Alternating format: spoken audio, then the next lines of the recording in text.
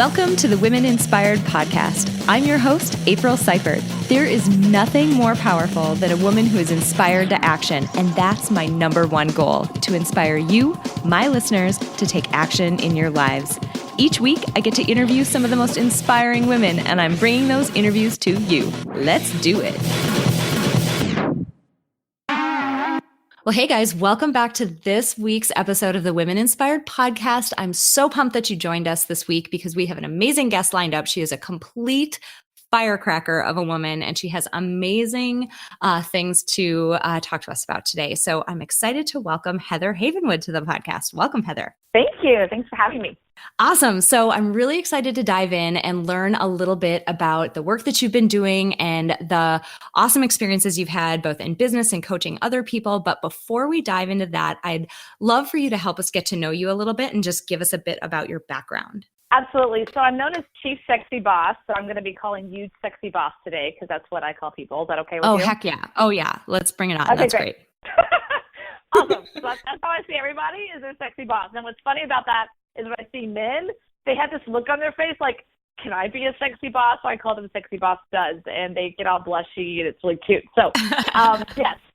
I have a book out called Sexy Boss, and then the title of that book is basically about how female empowerment is changing the rule book for money, success, and sex across the planet. It's really, the intention of that book was really coming from a place of wanting to share my personal story. I had no idea that it would cause a controversy, or I'd even be here today talking to you 4 years later talking about that book. I wrote it as kind of a coming out party for myself to share what I had been through as a female entrepreneur for the last 10 years. I've now been an entrepreneur since 2001. My first online business that crashed was 1999, but I did start it. And then my first million online was in 2005. And then I just built a company from 2015 till now to 1.5 in 18 months, an online settlement company. So I'm a driver. I'm an online entrepreneur. I currently coach people to take their business from where they're at to $1 million. That's my thing. That's the hardest mountain to get over. Once you hit that $1 million mark, then you can move into other things. But I really take people from that 0 to $1 million or 500 to $1 million space. So that's what I do. That's who I am. So Heather Havenwood. Awesome. Oh my gosh. Okay. I want to go in about 8 different directions, but something that you said about your book completely sparked my interest immediately, because what is that quote? Like something about well-behaved women never made history. Yeah, exactly. So you mentioned that your book caused some controversy. First of all, tell me a little bit more about your book, and then what was it that was so controversial, or what happened? So first of all, my book, Sexy Boss, came out of a concept. A friend of mine named Joe Sugarman, he looked at me one day while we were having spinach at a salad bar in Vegas. And he goes, "You're kind of like a sexy boss." And I was like, "What does that mean?" He goes, "Well, you're sexy mean you own who you are, the woman. You own your power. And then boss is like you own your life and you're an entrepreneur. You're so entrepreneur." I was like, "Oh, that's really cool. I should trademark that. We should write a book about it."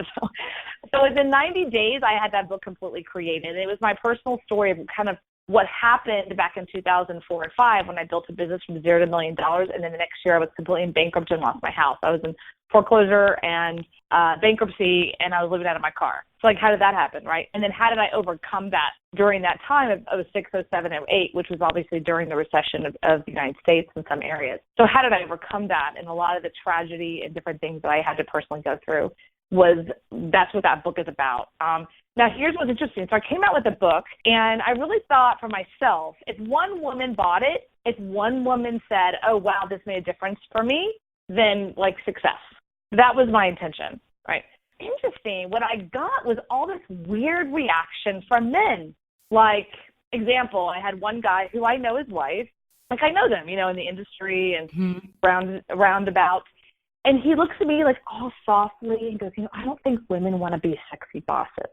And I go, "Really? That's interesting, because I know your wife and I know who runs your household, and it ain't you. You know what I mean? And she's a badass and she's sexy. What? You know what I mean?" And I just was I'm just going to ignore you and just walk away. But then some women who, especially when they're older, they were like, "Oh, I love it, love it." So I was getting this really different kind of reaction. So it's kind of an interesting dichotomy, and I realized it actually came from Think and Grow Rich, Napoleon Hill, chapter 12. And that chapter is the most unread chapter in that book. And actually the name of the chapter is called Sex Transmutation, or there's this kind of weird combination of that, you know? And or in corporate America, if you're smart and sexy, let's cover all that up. You know what I mean? Mm-hmm. So it's this weird kind of dynamic. And so when you're so entrepreneur and you're allowed to wear fun outfits and, you know, leopard high heels and whatever you want, I mean, then women are allowed to be who they are, and that's starting to come out. But there's still a stigma, because a man who's charismatic and we call sexy, we call a charismatic man, when he walks into a room, he looks dapper, he's in a tuxedo, we're like, who is that, right? We call that charismatic. Mm-hmm. But a woman who owns her stuff, who owns her presence, right, and maybe works for a company, walks in the room, we go, who do you think she is to be doing that? Who do you think she is? Now, in the artist industry, like in the music industry, that's allowed. Beyonce, total sexy pop. But she's an artist, very different than a lawyer or a doctor or a solo entrepreneur, right? Why, they're not allowed to be like that. Beyonce can own that because the industry supports that particular space.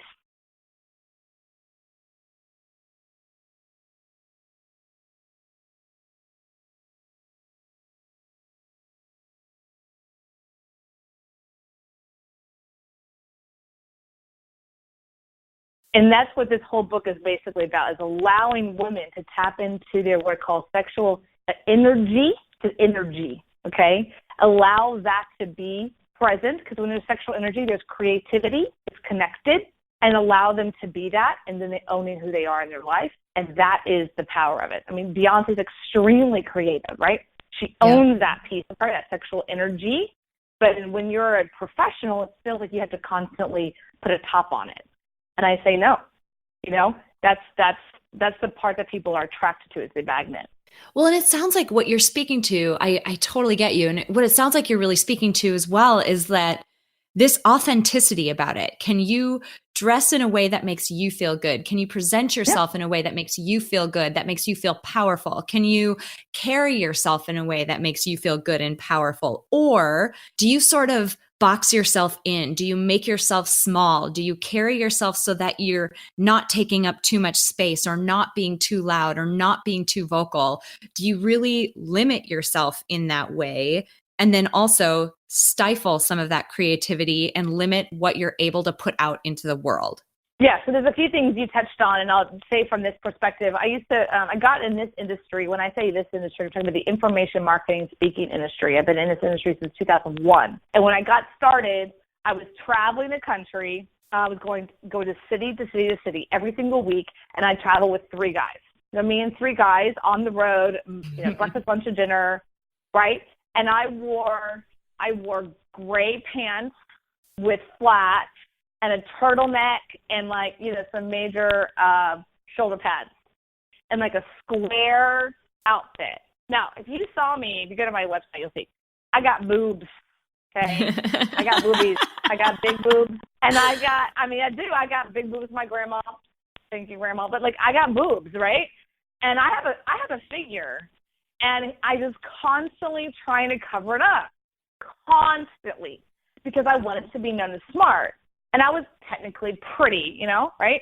And I was trying to cover it up. My hair was browner, and I didn't wear a lot of makeup, and I didn't wear jewelry. I was constantly trying to cover that because I wanted to be known as smart. I wanted to be known as independent or whatever, part of the team or one of the guys, all this crap. And what I realized later on was the more I did that, thinking I was just kind of covering all that up so that people didn't see it, right? And so that I could be known as smart. All I was doing was covering up my own energy and just, like, pushing it and pushing it and pushing it down. And it wasn't until I went to an event, this guy named Joel, he lives out in California, he called me out in the middle of the 200 people. And he was like, you need to wear a skirt. I mean, I was so, excuse me, who do you think you are to tell me I need to wear a skirt, right? So I was like, right. So, of course, I did this. I was like, I'm going to show him. The next day I showed him in this, like, nice skirt, right? Nice skirt, like to the knees or whatever, in black heels and this nice top. And he's like, and he shows me out again in the middle of the whole seminar. And I'm thinking he's going to say something like really sexist. I'm going to get him in trouble or something. Instead, he was like, you look more powerful than I've ever seen you. Own it. And I was like, what? And he was like, being your feminine self right there, you are beautiful, you're more powerful than you've ever been. Before you're stifling it, you're constantly stifling. And it wasn't until I really got that when I'm trying to stifle my feminine piece of me, I'm literally stifling and pushing down everything of who I am. And women do it all the time. We try to cover up our boobs or try to cover my butt or whatever. You have to try to cover up versus allowing this. It's not even flaunt it either, but just allowing yourself to be a woman. It's just kind of interesting. So that's what happened. And so I really realized that I am a woman and I do have legs and I like to wear heels and, I got these things called boobs. You know what I mean? Like, so it's really owning that and being okay with it. And whatever people's responses are, that's their responses. Something else you touched on that was so interesting was you were dressing in that way initially because you wanted people to think that you were smart. And so the flip side of that is if I dress a different way, regardless of whether I am smart or not, they're going to assume that I'm dumb. And the other thing that I've seen as well, and there's a number of women who I'm connected to online and have, just a variety of different, business and other relationships with, just as we're kind of building up our own followings and our own message and content and that type of thing. Objectively gorgeous women. And what a lot of them have talked about facing sometimes is this, exactly what you're saying, this idea that other people might assume that they're not as intelligent, and also that other people might assume that there's some type of competition there that isn't actually there. And so in my experience with these women who, again, objectively gorgeous, gorgeous women, they're some of the most supportive people that I've, met when I've been on this journey of building this podcast. There are people who are sending me, here's some recommendations for people that you might reach out to. And I'm happy to make an introduction at any point you let me know. And just some of the most wonderful people. And the broader message that I see there is, what types of assumptions are we making about people simply by looking at the way that they're dressed or the way that they might be carrying themselves? If that is authentically who they are, I think we should probably get to know them instead of making an assumption about what their clothes are. Yeah, absolutely. Well, I think that it also comes down to, we can't change society, right? So they are going to do that no matter what. I think for myself, I'll start out with how I started in this business. Before that was actually in corporate America. You talked a lot about your people on your show and listening. They probably in corporate America, or maybe they want to make that transition, maybe they haven't. But I'll start with kind of how it happened for me. Do you mind if I share that story? Yeah, no, that would be wonderful. Okay. So what happened is I was in corporate America. I worked for a company called Southwestern Bell, SBC Global, quite big. And I worked in B2B sales. And so just to give you an idea, when I first went on the interview, I was 24. I hadn't finished college yet. I was actually kind of get kicked out of college because I didn't have any money, so I had to figure out a way to go to night school. And so I was going to this big company, and the guy was the interviewer, and said, I'm here to interview for the B2B outside sales position. And he laughed at me. What? And he's like, oh, that's so funny, so cute. That's so adorable. He's like, no, you mean customer service? I'm like, no, I'm here for the outside sales position. So what you need to know in that world, it was customer service, obviously, what they are, and then they had inside sales, and then they had B2B outside sales. And that was like the big job, people in the back, and the average person was 40, and they had married with kids, And so here I am, 24, walking in there, and for SBC Global, my first job, too. Before that, I was just a waitress. I was like, no, I want to be in outside sales. And he starts laughing at me again. And I'm like, no, I'm serious. So he kind of took it laughingly, and he had to say, well, my manager, I got to check with my manager. Now, what his manager was, the regional manager of that area, was this woman. She was a lesbian woman, Cindy. I'll never forget her. She was awesome. So I walk in there and tell the same thing. I'm like, look, I know I'm 24. The average age is male, and a man in 40, and I get that, but I want this job. And she looked at me, and she looked at that guy, Mike. Never forget Mike either. And she said, give it to her. Give her 3 months. We'll see what she does.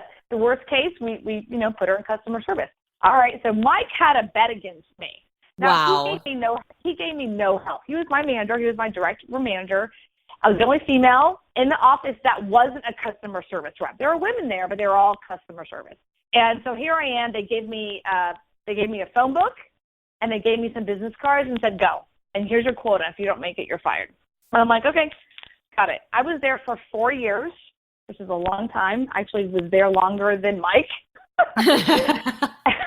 Mine was gone. They got it. So here's what happened, though. I was still the only woman in that outside sales. I actually ended up getting promoted, and I became number one in the country out of not just that office, not out of just Texas, not out of the region, but out of the entire United States of America, over LA, New York, Chicago.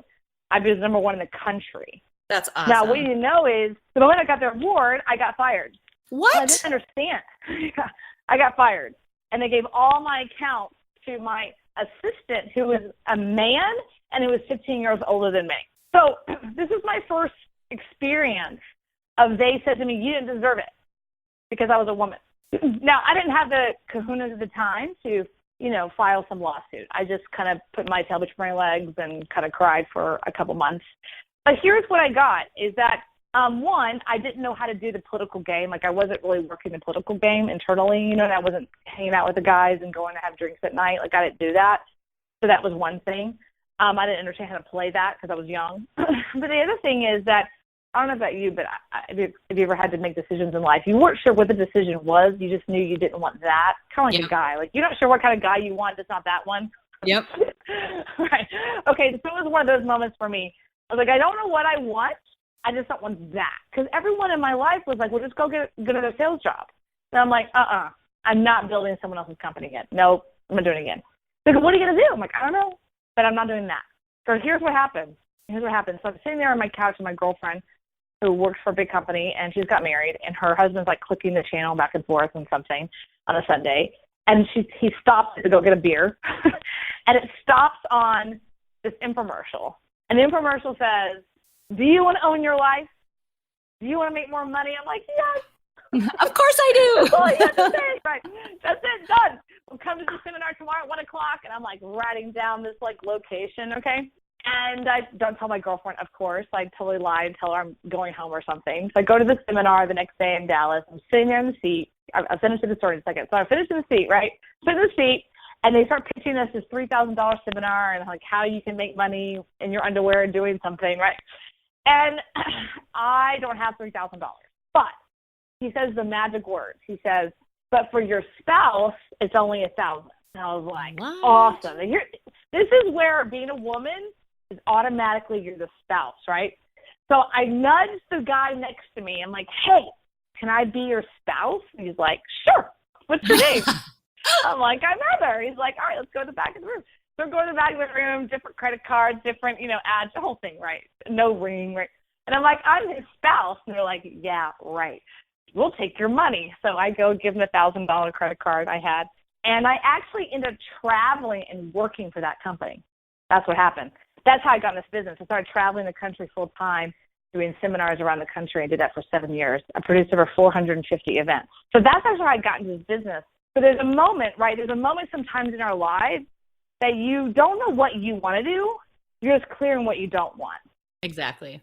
And as long as you're clear on that, right, there's power in clarity. Tell me a little bit then about, you mentioned this crazy point earlier about how you built a company from, nothing to $1 million in 12 months or something like that.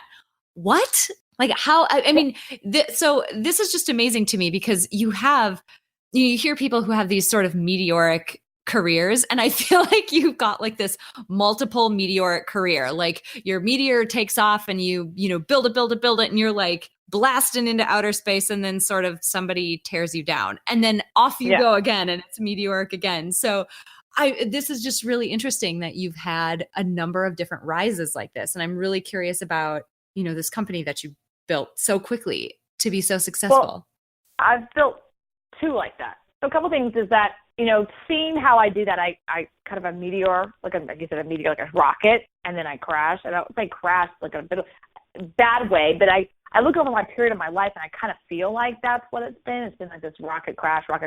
Here's what I finally understood about it is that there's this website I highly suggest you go to. I don't own it. I'm just giving you a resource. It's called discoveryourverb.com. This whole concept, Discover Your Verb, is that you start to realize who you are, like your context. Okay. So for me, and I just realized this recently, is that who I am is I drive. I am a driver. I drive things up. Boom, right? I'm a driver. Some people like really, they're igniters. Some people are lovers, nurture, right? I'm a driver. I drive things. That's why I did very well in the sales. And then my first million online was 2005, $0 to $1 million in 12 months. I had a bad business partner, so he took it. I built it, and then he took it. So, okay. And then in 2015, me and my fiance at the time, we built a business from 0 to 1.5 million, 18 months, and now currently I'm in business divorce and giving it to him. So, but now I'm looking at what my next driver. And my clients, all my clients experience with me is like massive growth with me because I drive them. Sometimes they hate me, but I'm a driver behind the scenes. I'm just this huge driver. So my verb is drive. And so I think that my experience of driving things up is a huge positive. I'm not a good maintainer. I'm learning to surround myself with people who are just like really consistent. They like that nice consistent flow. I do like to drive things up. That's a deep personality. That's a sales personality, but it's also a performer personality. So if you look at performers like Britney Spears or any performer, Beyonce, doesn't matter. They're drivers. They'll create, and then they'll perform, and then they go inward, and then like you can't get a hold of them, right? They go in and they go out, and that's a very common. That's common for creatives. Very common for creatives. I think it's very abnormal to have this thing called a job 9 to 5 every single day, 5 days a week. We're non-creatives. Creatives are usually up and then down, not energetically, not depression, but they bursts of energy. So it's normal. So what happens is I get a lot of speakers and authors and coaches to work with me, and they'll say to me, like, something must be wrong with me because I have these spurts. I'm like, no, you're normal. You're a creative. All speakers, authors, and coaches, they're artists. Truly, they're artists. Their art sometimes is their words, right? It's not necessarily a painting, but they're artists. Now, the challenge that most artists have, I know all artists have this challenge, if it's a painting, pottery, or it's their own book, they have a hard time selling themselves, selling their coaching, selling their books, selling their course, because it's their art. Talk to any artist. Try to get them to sell their own painting. They can't do it. It's hard for them because it's their art. It's like their creative piece. So if you can understand that about yourself, if you're a coach, author, or speaker, you can start to be a little more compassionate with yourself and understand that sales is a process and just follow the process and not make it so personal. So that specifically is kind of like how I built these companies, is taking artists, because both of the companies I built around an artist, someone who's the creative, and then I drive the sales around them. There's a formula to that. So I teach that formula. That's what I do now with my clients. Super interesting. So let's say I've got somebody in the audience who's listening to this right now, and they are a budding entrepreneur, whether they've completely made the leap away from a 9-to-5 job and they're, 100% in the deep end of the pool and just trying to stay above water. Maybe they've had some success and, they're looking to grow, or maybe this is a side hustle and this, whatever this project is that they're working on or this business is that they're working on, they don't have 100% of their time to devote to it. If somebody had to get up tomorrow morning and do something, what's the biggest piece of advice you could give to somebody to help grow their business, something they could do tomorrow? Okay, get a pen. Ready? Ready. Okay.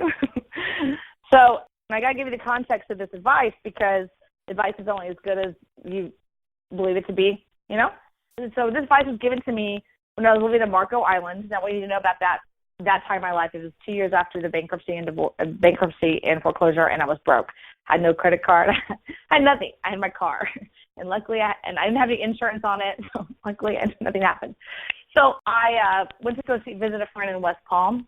My friend's name is Richard, and he said to come visit him and that he would pay for dinner. He said to me during a beautiful steak dinner, which I was extremely grateful for, he said to me, I want you to start asking yourself this question before you do anything. And I looked at him and said, Richard, first of all, I got nothing going on. He goes, I know. This is where you start. He looked at me and said, look, you can't make decisions right now because you're coming from a place of scarcity and you're coming from a place of confusion. And human beings should not make decisions from that place. I was like, exactly. Because, okay, I go, well, how do I get out of that? By asking yourself this question. When you start asking yourself this question, things are going to happen where you're going to start to get clear. When you get clear, you have power. When you have power, you have momentum. When you have momentum, you can make money. I was like, okay, got it. So here's the question. Does this feed my confusion or strengthen my clarity? Mm. I ask myself the question all the time. And I said, well, Richard, I got nothing going on. What do I start asking myself that question? He goes, start asking yourself that question right now before you eat that chocolate cake. Does it feed your confusion or strengthen your clarity? I'm like, oh, it's confusion. Well, then don't eat it. Wow. So it's simple, right? I'm like, oh, that's pretty good, right? So he really started that simple. It was only after that moment that I actually got to a point where I now live in Austin. I have a beautiful condo. I got a great Lexus outside with a really big car note. It got me to a point of starting to get clear on what's next. It might be very simple. It might be very big. But when we're clear, we have power. And when we have power, it's the only time we can then have momentum. And when we have momentum, then things can happen. So I know we all have experience after a breakup or after something's happened where we just feel lost. And that's the worst time to make decisions. Or people start asking you really big questions, like when you're 16 and go, what do you want to do with the rest of your life? You're like, dude, I don't even know what I'm doing tomorrow. So it's part of the process of being an entrepreneur. People start asking when you go to these big seminars, so with the end in mind, and how much money do you want to make? And you're like, I want to make $1 million. It's like, awesome. And then you go back to your house on Monday morning, you're like, I don't even know what to do today. That is not the best thing to do, make $1 million. What are you going to do today? What's going to cause clarity today in your life, just generally speaking, or what's going to cause confusion? So me being on the show today, does it cause confusion or cause clarity for me? Causes clarity. If it causes clarity for me, my goal is to have clarity for you and everyone listening. My goal is not to add confusion to anyone listening. Right? It's never my intention. If I add confusion, then I'm doing a bad job. That's awesome. Okay, so something that you've mentioned a few times, and again, we talked about this sort of multiple rocket ship meteoric rise. What has failure meant to you? Right? And I don't know if failure is the right word, but what have those low points meant to you? I don't know if you're, so they're shitty. They're horrible. I've hated them. I don't know. Have they driven you in any way? Or using your question below, or your previous question, and what sparked me to think about that is, did you gain any clarity from them? Oh, okay. I see where you're going with this. Here's what I would say to that. I'm going to switch it. I can't answer that in a yes or no. What I can tell you, hitting the wall happened in all of those times because it wasn't my divine design. So I'm going along and it looks great. And then I hit this wall. Now, I think it's this massive failure. And from the outside world, I'm this massive failure. If I look back over time, I wasn't on my path of where I was really supposed to be. It wasn't supposed to be long-term. It was supposed to be temporary. And sometimes, I guess the universe just puts a hard hit on me. Hello? It just makes me, I guess the universe is just has to smack me across the head for me to get it. But that's just kind of how I see it. It's kind of the universe for me is forcing me to look another way. Okay, that was great. Now you need to go over here. And the faster we as women can get that, I'm on the wrong track. What's going to cause more clarity? Then move faster. You know what I mean? Yeah, definitely. Does that make sense? I guess I'm not the one to say, well, I look back and, every single time I've had a failure, I can see what happened. My first one, I had a really bad partner and I should have gotten a lawyer. That was my lesson. Now I have a lawyer on speed dial. You know what I mean? So it's because he was a lawyer and he screwed me out of contracts, right? And I went to a friend and I said, what did I do wrong? He said, you did everything right. You did a great job. You just forgot to get one thing. He's like, what? I go, hire a lawyer to do your contract next time. Oh my gosh. That's $1 million lesson. He's like, yeah, go get yourself a lawyer. I'm like, okay. So now I have a lawyer on my speed. I'm not kidding. I just had my lawyer just now. So, now I just go through a lawyer all the time and everything. Check, lesson learned. $1 million lesson, but so of course I can look back in all of our areas of our lives and see those lessons. But I think the things that get hard-hitted is when we go, oh, I was on the wrong path. There's something else for me to jump into or go into. There's a shift for me to go into. You know what I mean? Yeah, totally. Okay, so I totally get it. As we're Sorry. winding down today, I Yeah. want to hit you with a few questions, sort of like not rapid fire, but I mean, just some sort of out of nowhere, curious about what you might think. Okay. Who are the type of people who inspire you? Madonna inspires me. That sounds crazy, but people like that. And also people who I don't even know, like who are people who are spending their time with nonprofits. I find that really inspiring because I would never do that. What is it about Madonna? She came from nothing, and she's a woman, and she did it by herself. That's amazing. Totally get it. Is there anything that you're afraid of? Oh yeah, failure. Failure. I mean, I've done a lot of it, but I'm still scared to death of public failure. I mean, I talk about it. I think I talk about it as a way of therapy for myself, because like if I feel something like, oh look, I talked about it, so I don't feel so bad. And so when I do it more publicly, you know, Facebook is really bad. I think you go on Facebook and you think everyone's life is so perfect. Every marriage is perfect. Every business is perfect. Everything's perfect. And you can actually think for a while that that's real. And so I guess that's why I talk about failure so much, because I want people to know that's not real at all. Totally. What do you say to naysayers? It sounds like you've had some in your career. So for people who face it, because we all do, right? I mean, all of us have our big idea, our thing that's different, that might be following a different path than what other people are following. And, you know, there's always sort of those voices in our ear who maybe want to tear us down or cast some doubt or whatever. What do you say to naysayers, or how do you handle them? Depending on who they are, I either say, oh, thank you for sharing, like really nice, or I'm like, I didn't remember asking your opinion, depending on like who they, you know, so depending on who they are and in the moment, right? So usually something like that, like, oh, really? I don't remember asking your opinion. And I just kind of leave it like that. But I do remember when I first came out with the book Sexy Boss, the one thing that I didn't do, which was new for me, I never asked permission to publish the book. And it's something that was something new for me. In my past, anytime I did anything, I'd ask like this kind of weird permission of people around me, and I just did it. And then I dealt with the response. You know, I dealt with like, oh, you shouldn't do that. That'd be horrible. I'm like, it's already out, you know, at this point. So. I love it. It's the whole ask permission or ask for, what is it? Apologize later or something like that. Yeah. Just do it and apologize. Oh, I'm so sorry that offended you. I don't care. And then what is your next goal? What's the next big thing you're working on? See, I'm actually looking at rebuilding my settlement company. So I'm looking at a new, it's going to be kind of cool. I can't talk about too much, but it's basically kind of a new level of settlement company. So I'm actually in the process like figuring out what that is and what's going to look like. My first settlement company in 2015 was a lot of fun for me. I really enjoyed it. So I want to do it again. We'll see what happens though. That's awesome. Okay, so you've had such a full career. It's awesome. And what I love about it is that, and what I love about what you shared with us today is that, you know, so many people feel like the path that they're on is the only one that they can take. And the job that they're in is really the only one that they're going to be able to do.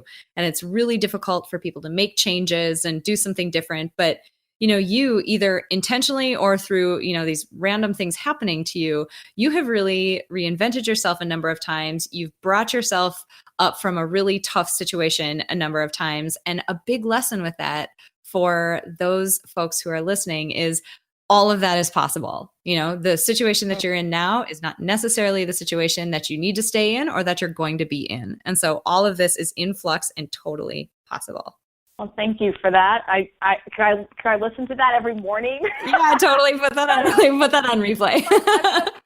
Press play. This is who she thinks I am. Yeah, you know, thank you for that. I really am honored. But honestly, it comes down to that question: does it feed my confusion, strengthen my clarity? I kind of live by that.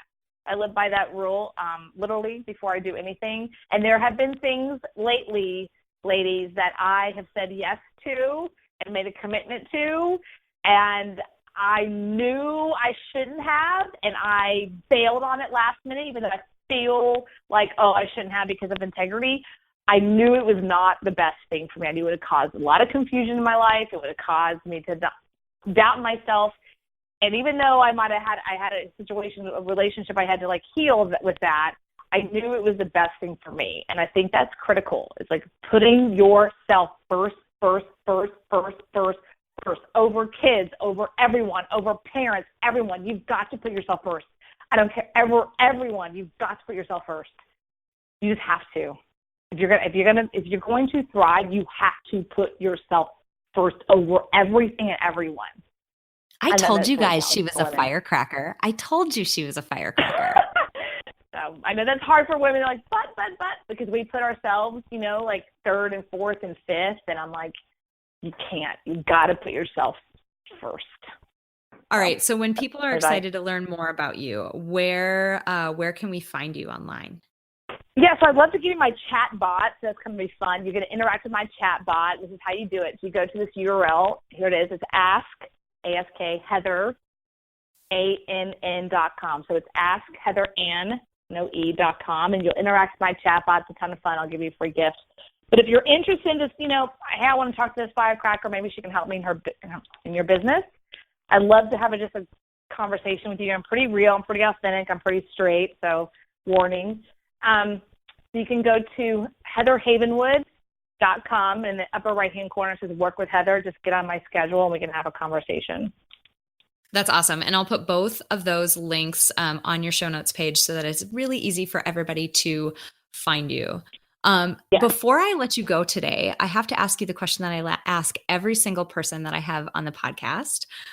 We are compiling a Spotify Power playlist, and it's a playlist of awesome motivational songs that help people sort of, keep their energy up during the week when they really, need a little bit of a boost. And I have to ask you for your favorite motivational song to add to our playlist. Okay, hold on. I got to look at my playlist. Oh my gosh, hold on a second. There's this one I'm listening to right now that's like, so I do bodybuilding, and it's like my power song. Okay, hold on. No way. I'm a former power lifter. Oh, okay, got it. Yeah, I do bodybuilding shows. That's awesome. Things I do. Okay, great. Okay, ready? So yes. Pink is on Pink. It's a new song, actually. But like I heard it, I started like crying. It was really weird. So it's called "What About Us."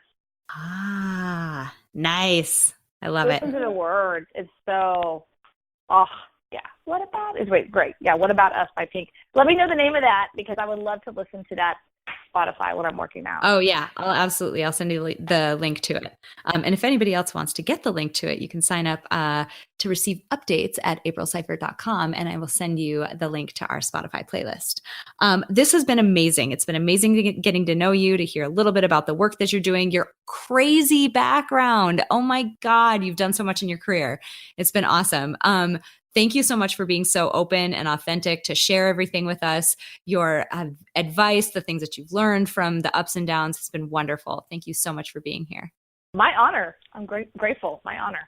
Oh my God. I hope you guys loved meeting Heather Havenwood as much as I did, and I hope you learned a ton from her journey. Holy cow, has she done a lot in her career. And one of the things that I absolutely adore about her is that she is completely authentic. She shows up 100% herself, which is so refreshing. And that's what I want to highlight the most about this episode. Now, she brought up a really interesting dichotomy that so many of us face. We feel like we have to be so careful about our appearance so that we can be viewed as smart, or so that people will take us seriously. We agonize over how we dress and how our hair looks and how our makeup is and how we present ourselves, how we're sitting in meetings. We focus so much time and energy worrying about what we look like. I mean, think about that. How much time and energy is that? And also, how much more could you accomplish if somehow you could reclaim all of that time and energy that you spend worrying about what you look like so that other people will view you as smart and take you seriously? And then even more so, let's push even beyond that. How great would it feel if you could just show up and be completely yourself? Just be your authentic self and know that that's going to be good enough. Like you yourself are good enough. And let's flip it around and let's talk about the other side of that coin as well, because this isn't even completely about what other people think about us and what other people are doing to us, but let's think about our own behavior too. Are there ways that our own behavior pressures other people around us to present themselves in a certain way? Do we subtly or sometimes overtly even do things to other people that help maintain these arbitrary rules about what people have to wear and how they have to act? And do we really force people into that tiny box to make them act in a way that we think they should be acting in order to just sort of fit this set of rules? Holy cow. So this week, I want to ask you to do a couple of things. Number one, work toward accepting yourself just as you are. Now, I might date myself here a little bit. I might just kind of like let a little bit fly about how old I am, but I'm going to go there anyway. If you've ever seen the movie Bridget Jones's Diary, you might remember the scene where Mark Darcy tells Bridget that he loves her just as she is. And I think we can all learn a lot from Mark Darcy and love ourselves just as we are.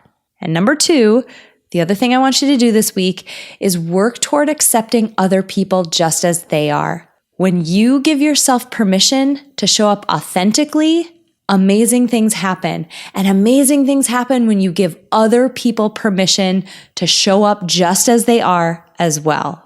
Again, think about how much more we're going to get done. Think about how much more comfortable of a situation it would be if we could just reclaim all that time and energy that we spent agonizing about everything about our appearance and making sure that we're following this crazy arbitrary set of rules. Before we close out today, I want to say thank you to my producer, Cameron Hill. If you enjoyed this episode, please share it with someone else who might benefit from this content. And if you have a moment, click the link in the episode description to leave me a rating and a review on iTunes. It would mean so much to me. Finally, if you're ready to start making changes in your life to align your day with your goals and your values and what fills you up, I have a free tool to help you get started. Sign up at aprilseifert.com to get immediate access to my free Life by Design life blueprinting tool. I designed this tool using theory from the fields of psychology and design thinking, and it will absolutely help you get clear on the areas of your life that are serving you and those that aren't. Clarity is a critical first step before you can design your own best life. Thank you so much for joining me this week. Until next time, have an inspiring week.